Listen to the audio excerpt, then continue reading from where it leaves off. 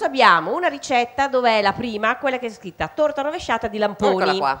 Questa è un po' un ricollegarsi a una torta che conoscete tutti, penso, la torta rovesciata all'ananas, no? Nella ricetta c'è coi lamponi, però ecco, qui dovete usare lamponi freschi.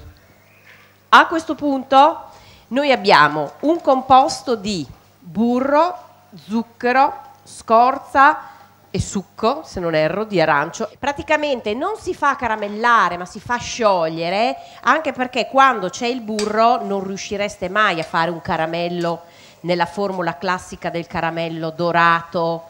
A questo punto io dovrei mettere la frutta fresca, far sciogliere un altro attimino, e mi serve come base per il mio stampo. Io qui ho dei frutti di bosco che, siccome erano congelati, li ho fatti ammorbidire perché, e naturalmente essendo congelati fanno liquido e tendono ad essere più a salsa, mi viene da dire, no? Invece se io avevo i lamponi freschi rimanevano belli intatti. Questa salsina qui la vado a mettere sul fondo. Ok? Questo qui glielo possiamo versare sopra a caldo. Io vado a mettere la mia glassa, perché quando poi è in cottura la caramellizzazione avviene in cottura. Certo, e diventa tutto uniforme. Tutto uniforme e mi glassa il mio prodotto. Qui abbiamo il burro e lavoriamo in macchina, quindi burro a temperatura ambiente morbido. Il burro è uno di quegli ingredienti in pasticceria, a seconda della temperatura che li usate, cambia completamente il gusto finale del prodotto. Metto nella impastatrice, lo faccio girare un attimo, ci metto lo zucchero. Dobbiamo fare la scorza, ci serve un po' di scorza di limone, fatela direttamente o sul burro o sullo zucchero. Farlo sopra un ripiano e poi trasportarla, perdete molto di quello che è il profumo, perché gli oli essenziali contenuti nella buccia del limone si disperdono molto. Burro e zucchero, sta girando. Le uova le sbattete prima per avere una montata più compatta e fare prima, perché l'uovo è composto da tuorlo e albume, quindi ha due consistenze diverse. In questa maniera, quando dice aggiungere un uovo alla volta, preferibile romperle tutte e andare a versarle poi a filo al composto. A questo punto, quando vedete che è abbastanza amalgamato, io qui ho la farina e lievito miscelati insieme.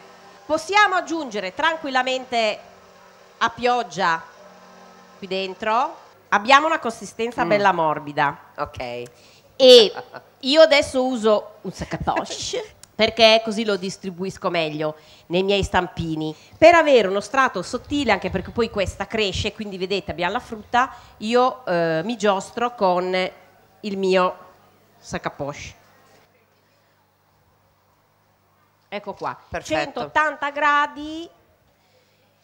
Mettete un timer che per i primi 20 minuti non aprite, perché se aprite entra l'aria fredda, quindi la torta si abbassa, e ci vorrà anche qui 25. Questi io ho fatto stampi piccoli, questi hanno avuto 45 minuti mi sembra, vero? Perché 30 altri tranquillamente, perché questa è molto alta. Una volta che sarà pronta, lo vedrete, dobbiamo girarla quando è tiepida, non bisogna farla raffreddare completamente, perché con lo sciroppo di zucchero e burro tende a raffreddarsi, quindi se si raffredda troppo quando la vado a girare non riesco più a farla staccare. Io qui ho fatto lo stampino più piccolo, 50 minuti sono troppi. Sicuramente mezz'ora è sufficiente, che quindi finirà di caramellarsi il prodotto sotto, si cuoce la pasta. Poi avete visto, io ho lavorato con il sac à poche, ho cercato di metterne poco, di fare uno strato, perché questa sarebbe proprio magari una tortina monoporzione che servita a fine pasto con un gelatino, un po' di panna montata, un po' di cannella, sarebbe il massimo. Mamma mia, ragazzi, Questa ma allora... qui invece magari faccio la colazione, no? La versione del cake e la versione della mini tortina, quindi con un composto. Questa è la famosa tortina rovesciata e quindi... Questa qui è quella fatta, guarda che bella, eh?